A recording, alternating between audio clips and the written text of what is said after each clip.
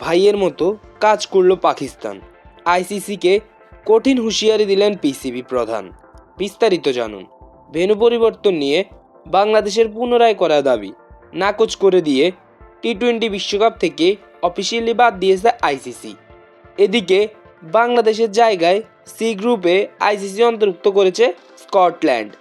বাংলাদেশের ক্রিকেট দল ভারতে খেলতে না চাওয়ার দাবি মেনে না নিয়ে শেষমেশ স্কটল্যান্ডকে খেলার সুযোগ করে দিল আইসিসি। এদিকে বাংলাদেশকে বিশ্বকাপ থেকে বাদ দেওয়ার পর পাকিস্তান ক্রিকেট বোর্ডের সভাপতি মহসিন নাকভি জানিয়েছে তাদের হাতে বেশ কয়েকটি পরিকল্পনা আছে।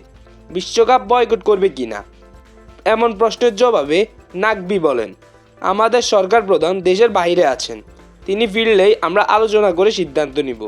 বাংলাদেশকে বাদ দেওয়ার ইস্যু নিয়ে আইসিসির বিরুদ্ধে অবস্থান নিয়েছেন Pakistan cricket board. Pakistan cricket বোর্ডের প্রধান মহসিন নাকভি জানিয়েছেন, আমাদের কাছে প্ল্যান ABCD আছে। আইসিসির পরিকল্পনার পর নেওয়া হবে ব্যবস্থা। এখন দেখার অপেক্ষা কার্যত পাকিস্তানের এই সমস্ত ব্যবস্থা কোনো কাজে আসবে কিনা।